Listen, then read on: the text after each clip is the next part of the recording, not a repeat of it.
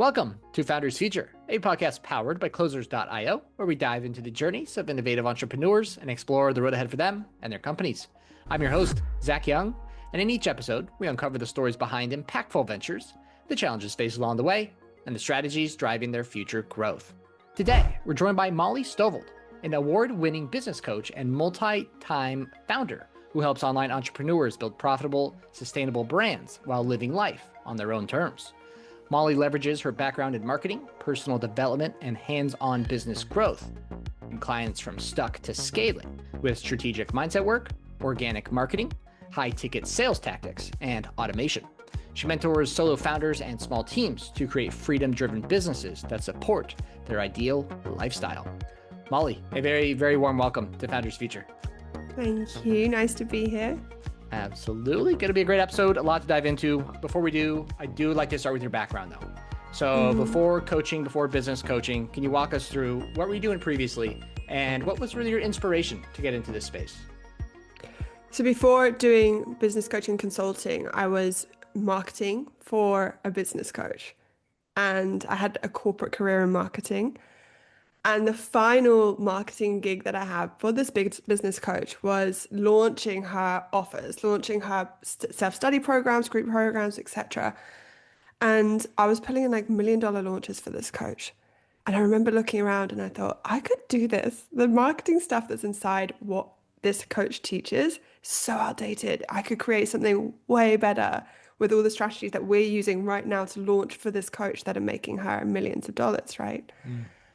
So I thought, oh, maybe I could do this. But it was that was the first moment, but it took me years from that moment in time where I had the thought to actually be brave enough to go after starting my own business online. Yeah. I love it. You're doing it for someone else. You can do it for yourself. I love it. I love it. Quite the journey. I'd love to dive into the present. Can you walk us through, what does working with Molly look like? Who are you working with? Everything like that. Yeah, sure. So right now I'm focused on scaling my agency actually, which is an inbound marketing agency. It's called Sitting Pretty. And the reason that we are focused on that is because all of my coaching clients, group or one-to-one or self-study, whatever they do, they learn how to market themselves. Then they come to the same problem where they know how to get leads. They've got all these leads coming in, their content's converting, they've got a really strong personal brand on LinkedIn. And then they're just spending all their time on LinkedIn, just doing the marketing, replying to all the DMs that they're getting. They're getting hundreds of comments now under their posts. So they're like, now I've got to reply to hundreds of comments instead of 20 or 30. And essentially what the Sitting Pretty agency does is it supports them in running their LinkedIn and growing their LinkedIn so that they can stay in their zone of genius and do the client work and do the healing, whatever it is that they do. And they can actually enjoy that part of their business rather than just becoming a marketer. Got it. Okay. So you guys are taking care of the marketing, the messaging, even the DMs on LinkedIn. Social selling, yeah, everything. Love that. Love that. I'm curious. Why is it only LinkedIn that you guys work with? Yeah. Yeah. Only niche, we hyper niche down to LinkedIn because that's just what I know. I know it like the back of my hand. It's what, even in that previous job I talked to you about, it's what used to bring us all the leads. It's just, it converts really, really well, organically and inbound wise, really well. And it's just a bit less savage than Instagram. People are a bit nicer there. It's a little more professional. Yeah. Absolutely. Yeah. Yeah. People, you're not going to be calling you out, cussing you out on LinkedIn. That's for sure. No. Very interesting. A lot, I talked to a lot of people on this podcast. A lot of people, they kind of poo-poo on LinkedIn, right? They don't love it. So clearly you have the secret sauce. And I mean, I'd love if you shared just a little bit of sauce with us. I mean, I think my first question would be, people think LinkedIn, posh, corporate, right? You mentioned healers. You mentioned a little different than that. Are you finding that maybe fitness, energy, healing coaches, they can have success on LinkedIn? 100%. Let's look at where LinkedIn is putting their money, right? Because that tells us everything. LinkedIn isn't out there sponsoring some corporate podcast. LinkedIn are sponsoring and running ads on Stephen Bartlett's Diary of a CEO podcast. What does he talk about? Who is his target audience on that podcast? It's the entrepreneurs, it's the personal brands, it's the young Gen Zs who are trying to build their first ever business.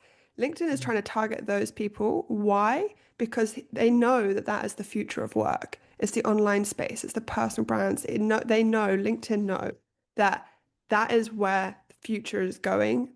Personal brands convert so much more than corporate company brands. And that is what LinkedIn is nowadays. So now you see all these people that LinkedIn have been trying to target arriving on LinkedIn. So it's full of healers, it's full of the nutritionists, the health experts teaching. You've got big influencers, like the big names on there as well, like Jay Shetty, Mel Robbins, all of those people are on there making noise. And it's definitely going more in the personal branding direction. And Mm. plus, because it's a business platform, people invest there. So whether you're a healer or you're a life coach, or I've even had clients who are sex coaches working on LinkedIn, getting lots of clients as well. Because people on LinkedIn show up as the professional self. They're not there to scroll. Not there at the end of the day. They're there to like make moves. They've got their coffee. Maybe they're on their desktop. Like they make decisions, purchasing decisions a lot faster, a lot easier, and they're a lot more open to those conversations in the DMs than I have found is the case on Instagram and also TikTok. Wow. I mean, as a business Mm. owner, if your leads are ready to make decisions, what else could you really ask Right. for? That's Yeah. chef's kiss right there. Absolutely. Mhm. Okay, very interesting. So when it comes to these coaches, building their brand on LinkedIn, Mhm. bringing in these high quality leads, what are some good strategies people could go about using? Is it long form, short form, maybe a mix of both? Walk us through that a little bit. Mhm. So content consistency on LinkedIn is primarily one of the key things, and the algorithm is really driven still at the time, obviously, that we're recording. This changes all the time by comments. You've got to engage. It's the biggest hack, engage. Like we're putting out for our clients 100 comments a day. That's the kind of ballpark that you've got to be playing in if you want to be getting substantial engagement on your posts, but not just any old comments. The LinkedIn is fueled by what's called the trust graph. So every single action that you take builds your trust graph, and comments is doing that, liking, messaging is doing that, and then also it's all tracked by saves and sends as well, right? So you got to think, what does all of this tell us? LinkedIn is looking for like human to human connection, sending it to a friend, saving the post, like long comments, like really trying to network. So it's still that base that it's always had of trying to be a networking platform that speaks in terms of like how we can kind of hack the system to grow, Hmm. because that's what it really tracks in terms of pushing out your content, getting more reach, converting in the DMs. Your DMs need to be at least 25% different from every other DM that you sent that day, because otherwise you're going to get flagged. It's really basically just looking at that human to human connection throughout everything. If you do that and you stay consistent, you don't need to be posting 7 times a week. I grew to 50K followers, my first 50K followers, within a couple of years whilst I was pregnant. And I was only posting twice a week because I was pregnant, right? And managing my business. And I still grew that fast and Hmm. made it to multiple six figures, etc. with that cadence. So it's really great for, you don't have to do what you have to do on the other platforms where it's like a lot of noise. It's not a noise platform, it's a quality platform. Hmm. Okay, so you personally posting only have to do a couple a week, but going back to the 100 comments, is that a daily recurrence that needs to be happening? Yeah, so if I'm scaling a brand, Hmm. yeah, it's 100 comments every day, and I would say posting 5 times a week. Okay. Yeah, 100 comments a Scaling. day, scaling. Got it.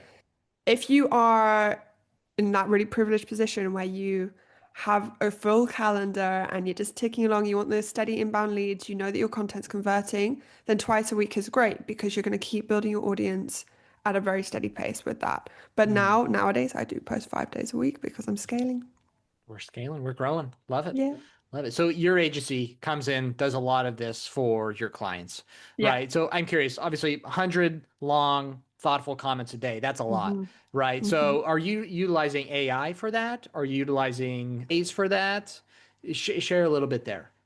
Yeah, so it's AI systems, right? Behind the scenes, we have fully personalized AI systems created actually by my husband. He's my partner in crime in this business venture because he is an AI consultant, knows everything about AI. Um, So he builds the AI agentic systems that do all the keyword research, see what's going viral on YouTube, other platforms, etc., in terms of the keywords for each one of our clients so that they're always talking about a topic that's relevant and trending whenever we do content for them. Also within the comments, so we can make sure that we're commenting on things that are up to date and we really know what's going on in the market. That's how we can be up to date within their very specific niche, which obviously varies a lot.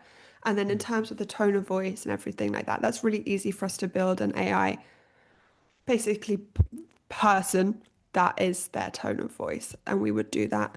But that's the back end system. So we would do that for each client. And then every single comment, DM that's sent is sent by a human that is trained and goes through a long training process with our agency and is part of our team. what a team you guys make. You're the front end, he makes the back end. Sounds Yeah. like it's a good partnership, that's for sure. Love it. Love it. I'm curious, are you finding most of your clients, I have to assume yes, on LinkedIn with the same strategies that you're currently using? Yep. All of them. Love it. Yep. Absolutely love it. When it comes to the DMs on Hmm. LinkedIn, interesting place. They're all flooded with AI stuff. That's maybe why I don't go on LinkedIn often because there's a lot in Oh, there. it's But awful. Yeah. let's talk about a brand that's scaling, right? A brand that's Hmm. scaling. Are they going to be doing a lot of cold outbound DMs?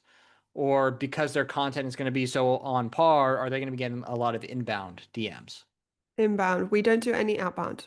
The only DMs that we send are DMs to people that have somehow shown interest in the client's brand. So it's liking a post, it's following, it's engaging on the comments that we've done on LinkedIn on behalf of them. It's all inbound in some way. And it also just for any other brand that's scaling on LinkedIn, I really do not recommend that kind of old school approach of just like, hey, let's just send as many DMs a day as we possibly can and see who bites. The reason for this is now with AI, you'll see people teach these strategies on YouTube. There's you can actually use tools that go and basically create fake LinkedIn accounts and just send their AI bots and they just send messages from these AI bot accounts, and then it's like an outbound strategy. And it's Hmm. what that has done to people's relationship on LinkedIn with DMs. It's completely sabotaged it. As we heard with you, be like, oh, the AI DMs. That's the general consensus and feeling. It's because there's these bots, fake people sending fake DMs, and it's awful. So how do we bypass that and actually convert on LinkedIn still, or not just LinkedIn, any platform, because this is happening everywhere.